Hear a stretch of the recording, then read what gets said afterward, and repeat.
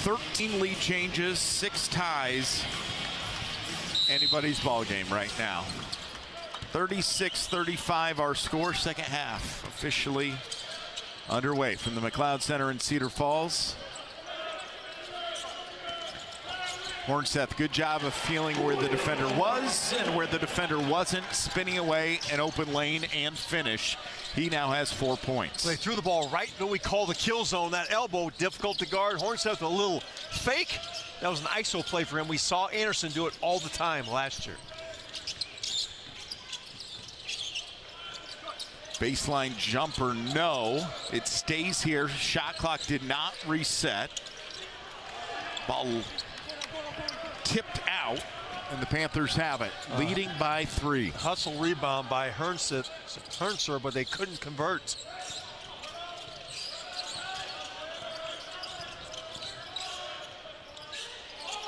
Wow, thought Upper Iowa was going to steal that, but some way, somehow, Smith grabs it, and now he's the Panthers' leading scorer. He's the only player in double digits so far, and now an offensive foul.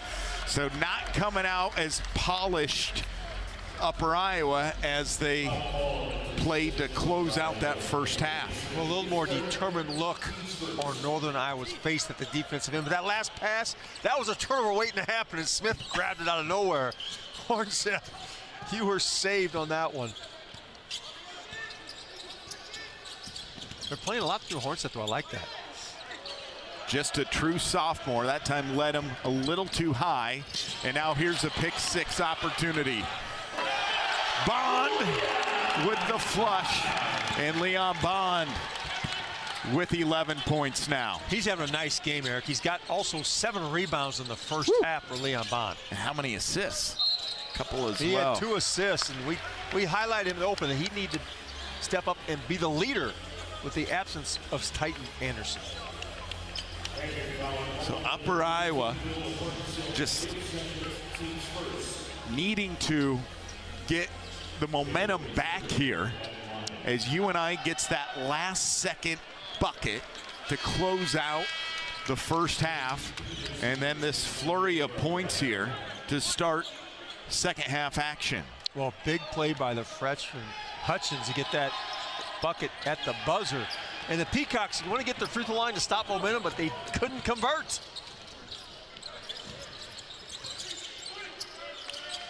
Ball movement again. Campbell, an open lane.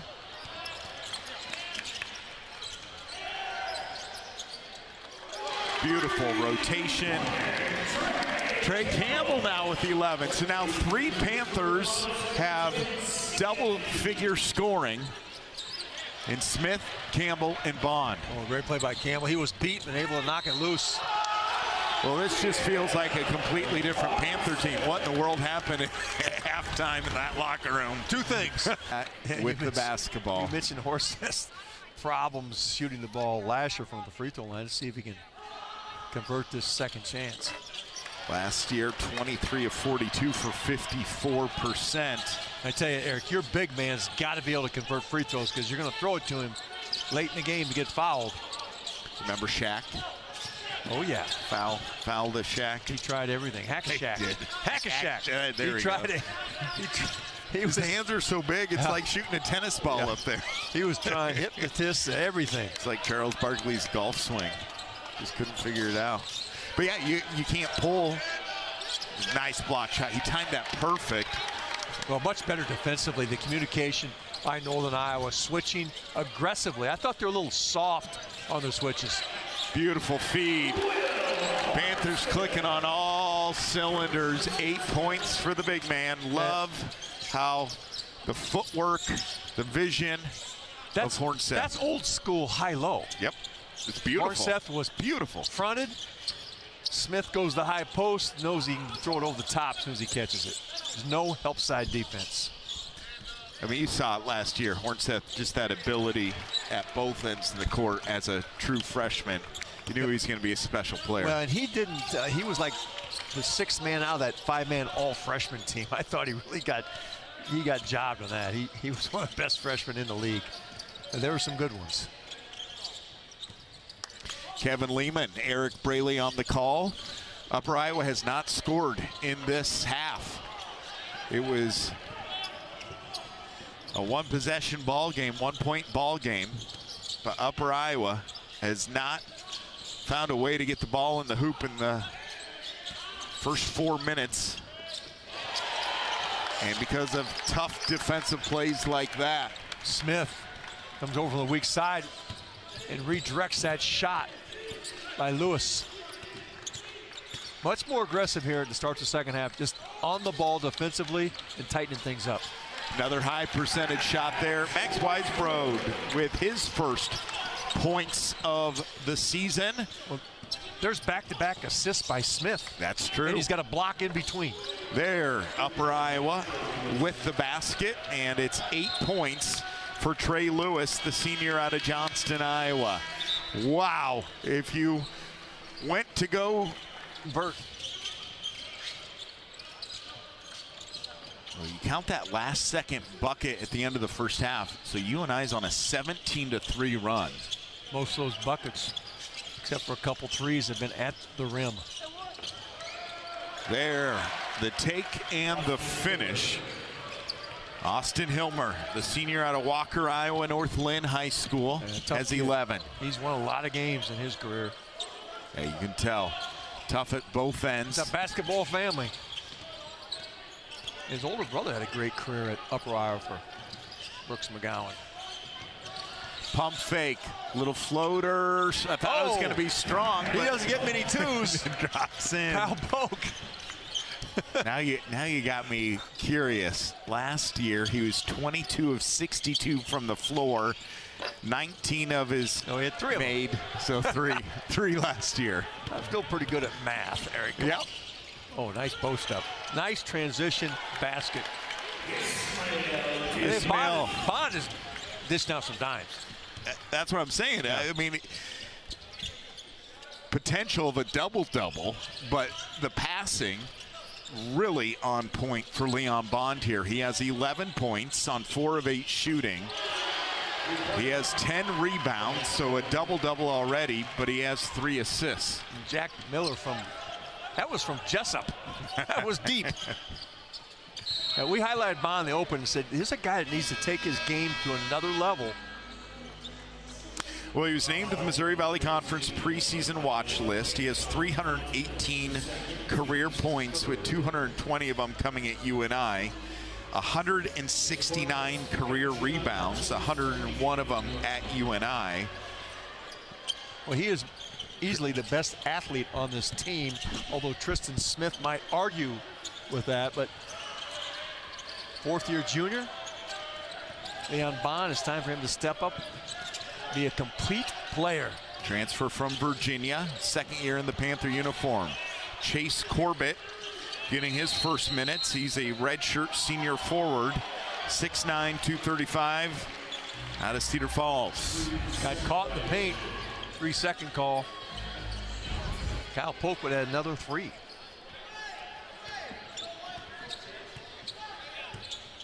Ben Jacobs said he was going to give Corbett a little action this game to see how he responded.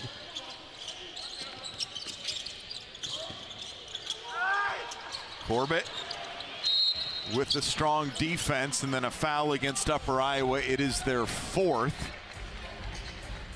And it's going to go against Anton Fonten, the freshman out of Sweden.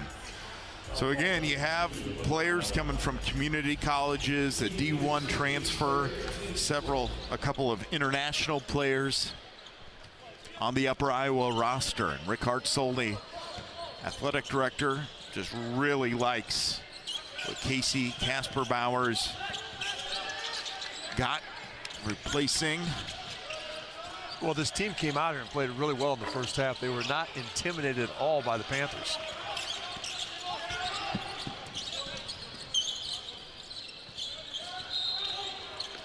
This half, Upper Iowa, just 3 of 10 shooting, while the Panthers are 9 of 12 for 75%. Corbett will check out. We do have an update for our viewers of players that are likely to redshirt for UNI.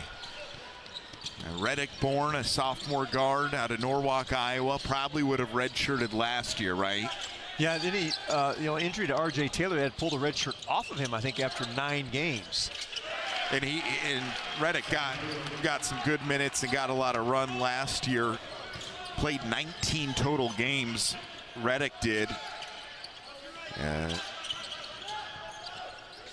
So likely he will redshirt. Yep. A lot of guards on this team.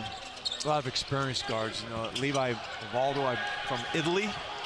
They're going to redshirt him. And then Jalen Wilson, a highly recruited player out of Minnesota. Kind of surprised me. I thought they would throw him in the action, but again, kind of a 4-man, with Tristan Smith coming in, a lot of bodies. Kyle Polk able to play that 4 spot. Yeah, Wilson is a 6'8", 215-pounder out of Minneapolis, Minnesota. Hey, Upper Iowa still in this thing. It's just a 11-point game with still 11 and a half to go here in the second half. Just as the Panthers went on a big run, the Peacocks, they've proven they can knock down threes. But again, high percentage. And then November 25th, when they play in a tournament. So able to get some good opponents in here, some home cooking, and really kind of build that foundation early on. Yeah, no question. They got a really excellent non-conference schedule. Cal State, Northridge, Furman's a good team. Southwest State's always been good.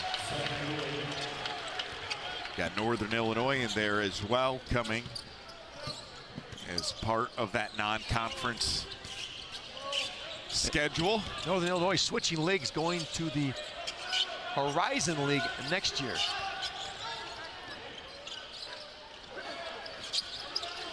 Oh, a great effort.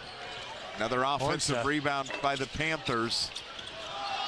Well, I was looking during that last timeout, this big run by Northern Iowa. Points in the paint, 18 of their 32 at that timeout were in the paint. Okay. Along with the 3 from Trey Campbell and a free throw.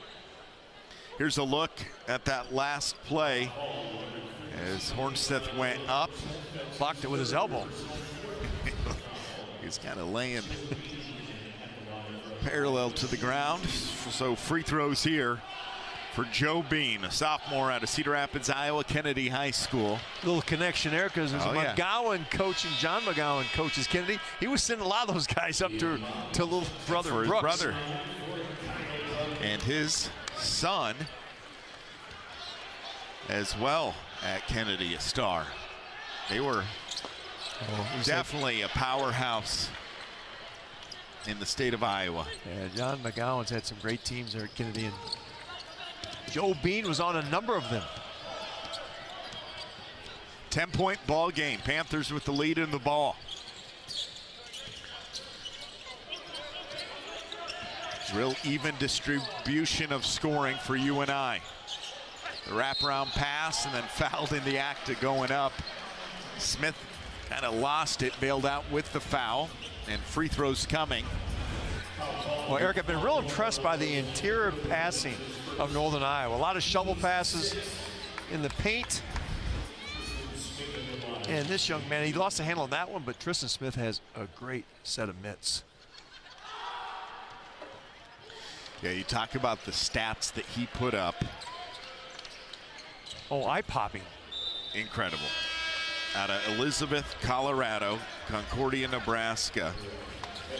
So he's graduated. He's a grad transfer.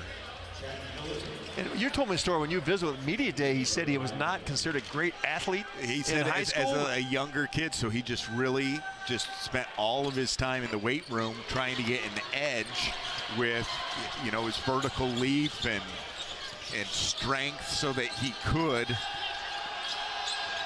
make a difference there. He looks like a type of athlete could play any sport and be good at it. I would agree with that.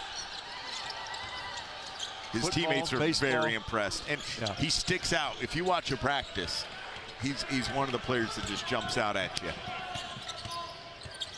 But also, that much, he's got a degree in exercise science, so that fed right into his ability to build his body up.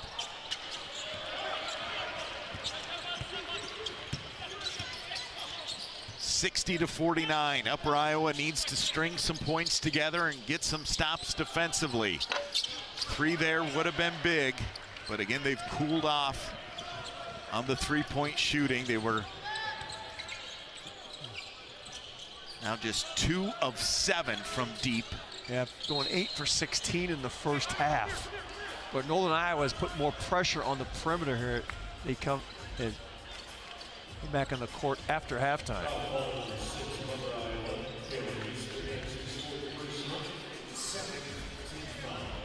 And this usually happens in these types of games. The physicality of Northern Iowa keeps leading to the free throw line more and more. They have 20 attempt to just 7 for the Peacocks.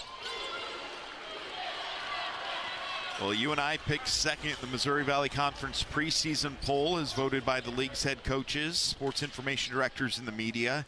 In the last 12 seasons, UNI has been picked in the top 3 in the preseason poll 10 times out of the last 12 years.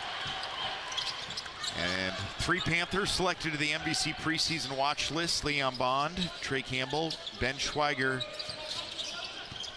were recognized. Well, I would throw Tristan Smith on that also.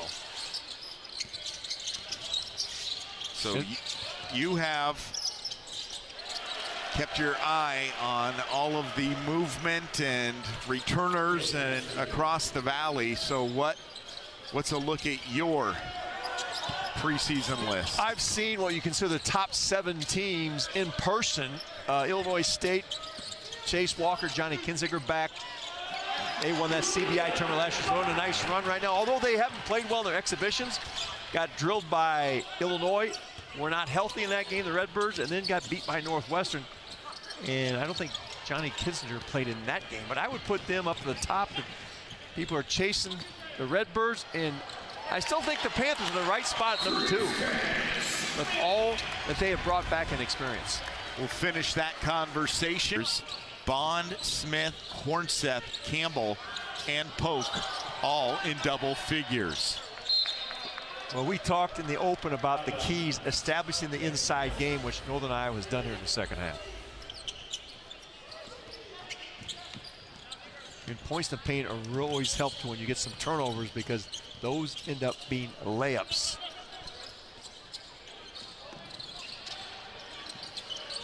Bond already has a double-double.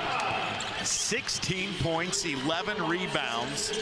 Missed a good chunk of last year due to that injury. But high percentage, he's 6 of 10 shooting and 2 of 4 from deep. He's not just like chucking it up there. He's taking high-quality shots. Another high low. Remember in the first half we talked about Northern Iowa kind of do-it-yourself kit. They're trying to do things themselves. Now they're moving the ball much better, making the extra pass, and getting a cleaner look. Frustrated with that shot. Panthers with the ball again, under 7 here. Throwing it away. And a couple of subs checking in, Polk and Taylor for UNI. Smith had a mismatch in that transition with Hilmer on him, and Campbell tried to go over the top. And Hilmer did a good job of kind of tying up Smith so he couldn't go up and grab it.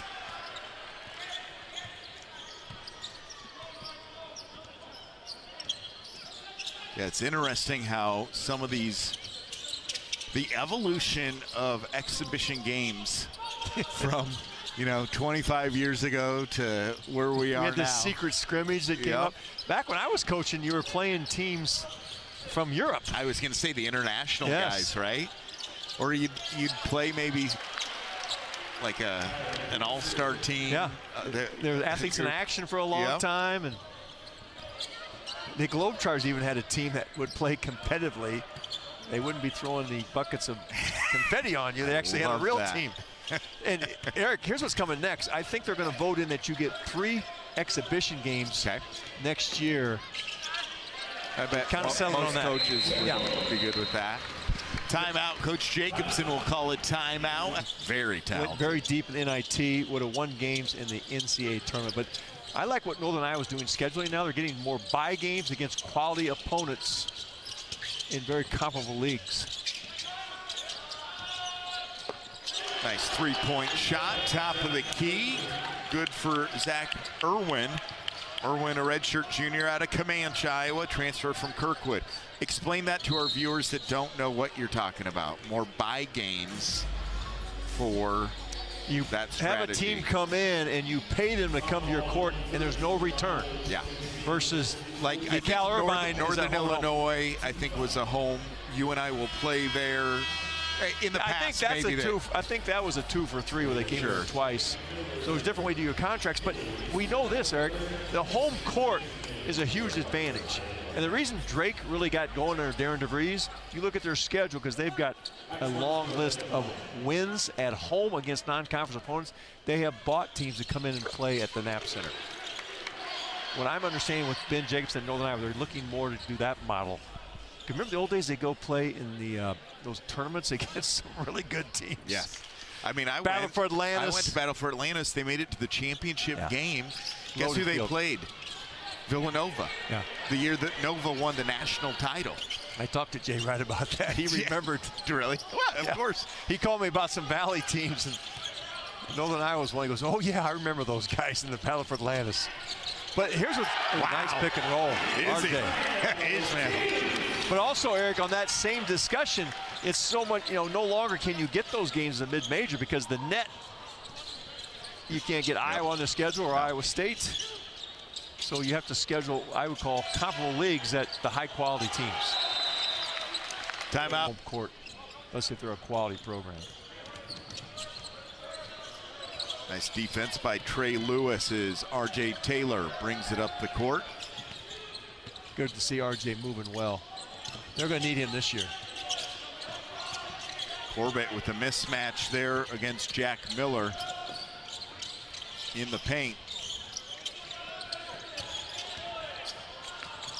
Gets the ball, but then it goes out.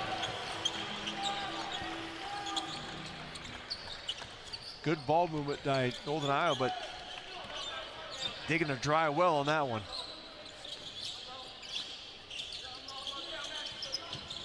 Well, Chase and Cade Corbett's, the two brothers on the team. Their grandfather, John Martin, was part of the Me at noon ball in the PDC forever. Noon he ball. Invented it. What a great player John Martin was. And even into his 50s, he was using that up and under. Well, why not, right? Old school basketball, if it works. Good. So the second made shot there on the afternoon or on the evening for Max Weisbrod. Kevin, he's only taken 3 shots the whole game. He plays hard. I like what he does 2 of 3. Yeah, he's one of those guys that can affect the game. He does games in 9 days to be specific, but that's why I learned to go in 5 days early. Actually, it's a week early now. I just booked a dinner cruise. The Paradise Jam is lucky to have you. Got a good field this year, too, with Akron, NCAA tournament team, Yale, NCAA tournament team, Oregon State. Nice. R.J. Taylor, how about back-to-back trays? Taylor now with 8 points. This is nice for Ben Jacobson. He can play his second 5 and let him get some experience here against a quality opponent. They've been going for about 5 minutes here. And the same with the Peacocks. Under 2 to play. Good chance for Casey Kasperbauer to take a look at some of his other players. Corbett.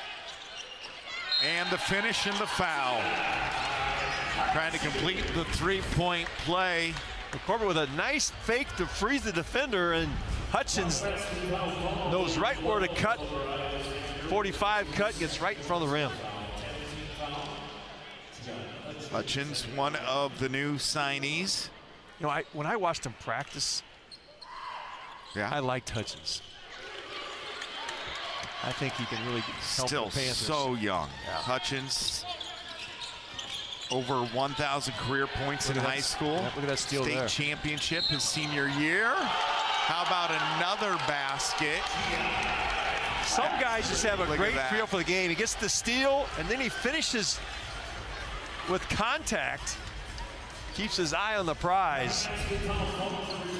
Well, what I love about seeing the growth from freshman year to sophomore year to junior year, senior year, I've seen growth from the first half to where we are now, just with his game and confidence. And, I spoke with Coach Jacobson today, and we were talking about the rest of the league, and Murray State's got a whole new roster. And he says, we're going to still do it our way. We're going to try and bring in freshmen. Some might be redshirt, and develop guys for 4 years. The Titan Anderson formula, I call it. And then fill in when we need to with some portal players, which is Tristan Smith. Yep. And it's worked. You have to have a process, a formula. You got to know who you are and stick with it.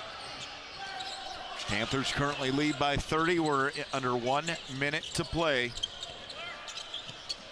Again, Upper Iowa very impressed with the effort. I like their coaching staff. And R.J. Taylor, he is another Panther in double figures now scoring. He struggled from the three-point line last year, much improved. But back to Peacocks, they really came out early in this game, played with confidence, executed their game plan. Panthers a little more physical here in the second half. RJ was 27%. Yeah, I know. I saw that stat. Now he's gassed right now. He's a little breather. UNI, it was a 1-point game at the half. They outscored Upper Iowa 60-32 in the second half. 60 points in one half of play. That doesn't happen that 46 often. points in the paint. They really flexed.